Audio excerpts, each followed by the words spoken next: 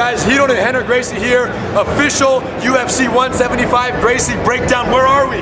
International Fight Week. UFC Fan Expo. It's our first time breaking it down at the UFC Fan Expo. If you don't believe us, turn around and check it out.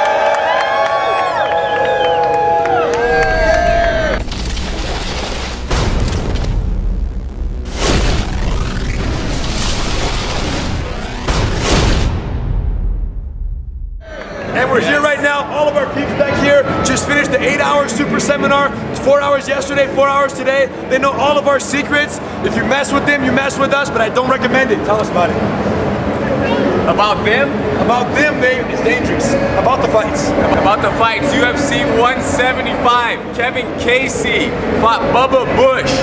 Kevin Casey fought in Tough. Yes, the older fighter. He had a couple of fighters in the show, a couple of fights in the show, and he did not UFC, win, but now he came back. After a 3-fight win streak, came back to the UFC, came back strong against Bubba Bush, who's a very formidable opponent, has won, I think, Legacy Fighting Championships. Yes. And Kevin Casey was the RFA champ, so it was a serious matchup. They got in there, and of course, what do we want to see? We want to see the takedown. We want to see the rear naked choke. But Kevin, even though he's a black belt, took it to the next level. Correct, and Kevin sent the message that now he can knock people out. Or choke people out, which people already respected and knew. Correct. So Kevin caught Bubba with a beautiful big left hook. He connected, and Bubba just collapsed like an accordion, straight down. Kevin lands on top, steps right into half guard. And initially, Kevin had the underhook here, well, controlling. But Bubba is so rocked that Kevin knows that, man, if I can put some pressure, maybe I can end it. So he stays in half guard for a little, and Bubba starts pummeling. Yeah, there was a little delay, and then Bubba fought for this, but Kevin's so tight that Kevin locked down. Bubba would have liked to maybe slip out and get out from the bottom, but Kevin's hip pressure and his control is the best. It's ridiculous. So Kevin shut down this underhook, smashing it on his knees right here. He kept a very low posture, and then he brought this forearm. And Bubba was starting to check the hip right here. So Kevin said, man, if he's still, zoned from the punch, I'm gonna go to work with these elbows. Correct, and the elbows, it's almost like Kevin's elbow was a hand bouncing a basketball like an inch or 2 inches off the floor. Yeah, he found the rhythm, so it's boom, boom, boom, boom. And after 4 or 5 of those, you see Bubba is completely knocked out from elbows from the half guard. It's been a long time since we've seen such precise and such dominant, rhythmic elbows from the half guard. It was ridiculous. Man, it was technical, beautiful. Beautiful. I remember the elbow hits that Remco Pardue gave to Orlando V. Where was it from like this? It was from here. This is like UFC 2, maybe? That was knocked out. That reminded you of that? That reminded me of that. Shoot, Remco, what's up? You guys, so at the end of the day, it was great. What I noticed, go back to the half guard, in Bubba's situation, what was surprising to me, and it's different when you're half knocked out from the standing left hook, but what was surprising was that when he went for the underhook, he got stuffed, and Kevin was rocking him with these elbows right here, how there was no sense from Bubba to forget about the underhook and start creating space, because it's almost like his attempt to get the underhook and to do activity from the half guard is what caused him to leave his face exposed, and as he left it, Kevin took advantage of it. So if you guys find yourself in that situation underneath Kevin, first of all, pray for forgiveness. Second of all, make distance, bring your hands back in the party, and look to defend rather than trying to sweep. But we don't know, we weren't there. Right. And for all we know, the first or second elbow hit already put Bubba in a position where he couldn't do anything else. So he just did what his reflex was. And it's a good chance that the ref was late, right, which happens often, that the fighter can't respond, right, but good thing the ref was there. So then we move forward to our friend Urijah Faber, beautiful single leg. So he fought Leeroy.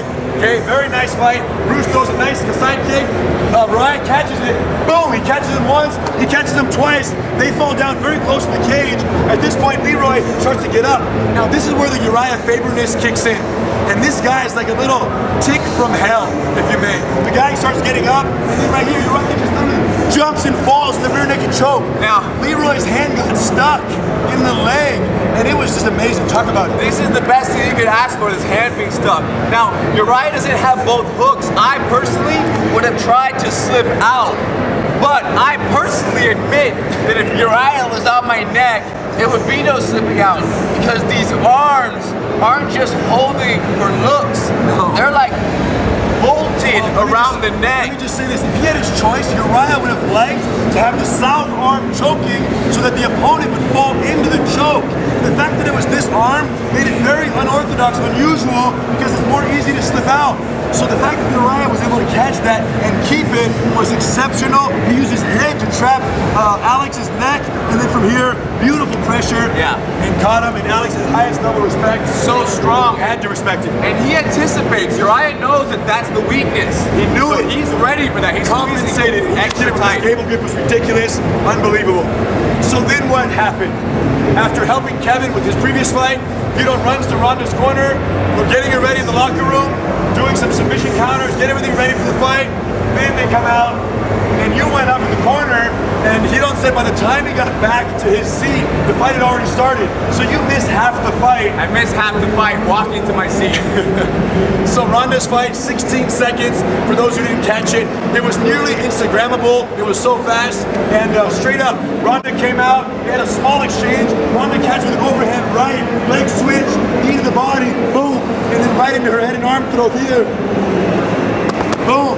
And then she landed beautifully in her headlock.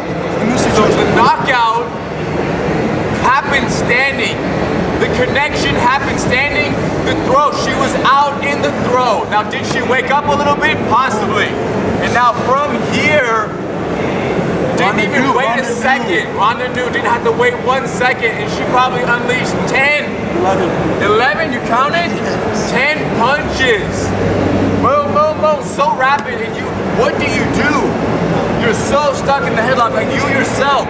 Henner, how do you escape this right now? So pull your punch back. First of all, I would do the Venus flytrap, then I would hook this over here, then I would put you back over here, then I would do this over here, then I would do this over here, then I would knock this over here. That's not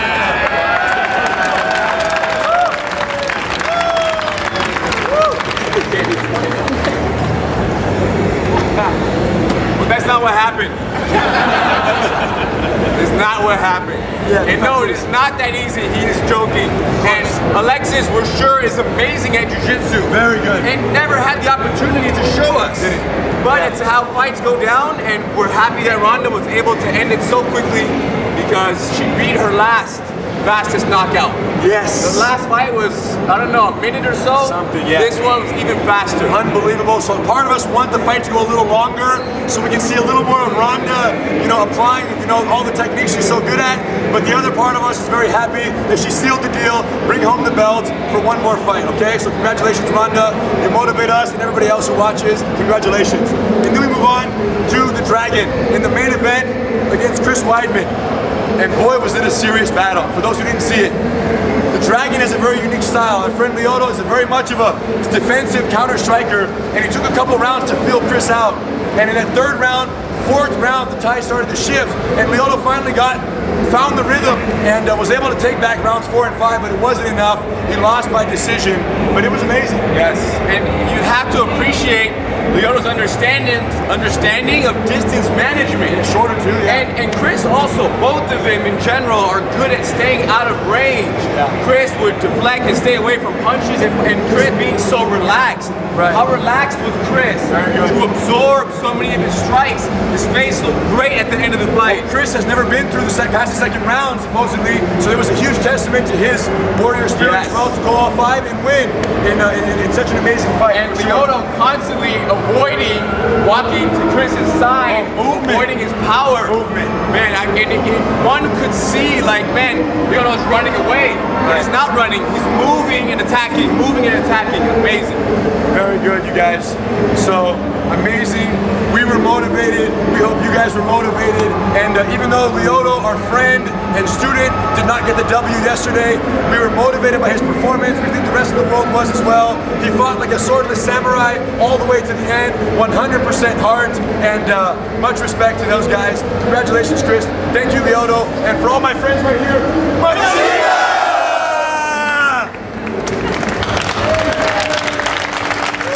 What's up, guys? Henry Gracie, Eve Gracie, Tioki Gracie. Back to sleep. Oh, you're cool. Here at the Gracie residence. Gracie residence, official Gracie garage. It's a little messy, I apologize. It's lived in.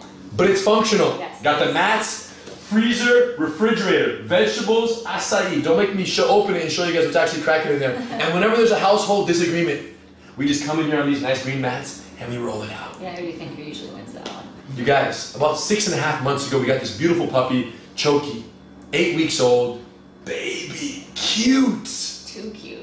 But his cuteness only got him so far. We quickly realized that Australian Shepherds, by their very nature, are super high energy. And even though I taught him a few cool party tricks, and you guys saw him on Instagram, and it was all dope, the reality is the kid was super disobedient. Come. Come, Tioki. Come, Tioki. Come on. Tioki. Come, Tioki. Come. Okay. And then try to have him to sit her down. Tioki, Tioki, Tioki. Tioki, come. Come, Tioki. Stay, open the door. Wait, let me open the door. Tioki. Stay. Stay. Stay. Tioki. Tioki, heel. Heel. Tioki, heel. So we loved him, but Yeah, wasn't gonna... super tough. The word heel, the term heel, did not exist in his vocabulary. He would just kind of freestyle, just run laps, figure eights around you, and it was, yeah, you know, I don't know. I started to lose faith, and I was trying hard to train him these things, but I started to lose faith that it was possible. And then we were introduced to Off-Leash K9 Training. I'm going to say the name one more time so they understand the nature of the seriousness. Off-Leash K9. Just the very name of this. Nick White, the owner of Off-Leash, contacted me, knew I had a dog, and said, Henner, your dog's cute, beautiful, and amazing, but let me know if you ever want to have an obedient dog. And when he said that, he struck a chord. So, long story short, we arranged for Nick to come out to California and spend 1 week here at the house. And we made it happen so that it was during the week of the Gracie immersion camp where we were in Florida on the beach, having fun, getting choked, jiu-jitsu, jet skis, blasting over there. He was here working with the dog and taking Tioki to the next level. When we returned, it was hard to fathom.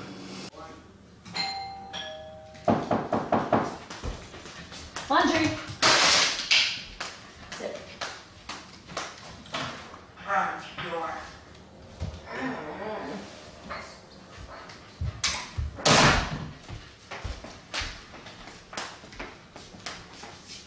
Break. Good boy.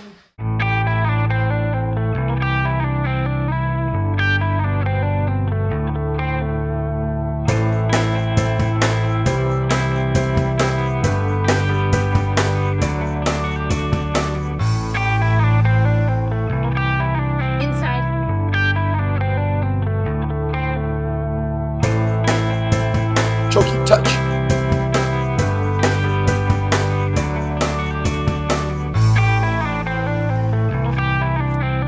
Place.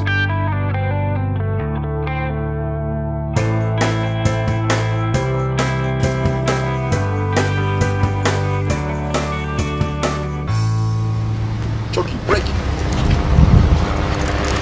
Good boy. Come, Then tell. sit, Good. down, And then release. sit. Come, Tioki. Good. This is major. This is a huge deal. Tioki, sit. He's passed out, otherwise he would sit over there. You tell him to sit, the kid sits and he stays. And you can walk 50, 100, 200 feet away, and at that point you can say down, you can say come, he comes running, whatever. The whole point is he doesn't change until you break him from his original command. It's unbelievable. And one of my favorite things, the street crossing. Yes, because that was a big concern for me when I would walk him, is that he would just run out into the street. Right. So we actually specifically told Nick that we want him to work on him not just running out into the street every time that street comes up. So now we stop at a street, He sits. and then we can even walk across and he will wait. He does not cross the street until permitted. I know 5-year-old kids who don't do that. That's true. Here's the boy. Now I know a lot of people are concerned, and this was one of my concerns too, is that of course the trainer can train the dog, and the dog will listen to the trainer because they're professionals. But my biggest concern was that I would come home, and even though he was perfect with Nick, that with me he wouldn't listen. And that's not the case. With 2 hours of working with Nick, now we really have a good understanding of how to continue his training, how to keep practicing, and he's only going to get better from this point. And yes, he does listen to me, he does heel to me, he does sit when I tell him to. It's amazing. I never thought he'd actually listen to me at all. Yes. It's so, on. but of course Henner needs the party tricks, right? Gross. I need the obedience, Henner needs the party tricks. Listen, what good is a Gracie who doesn't know jiu-jitsu? So, Tioki, sit. Sit. Block. Block. Take it back.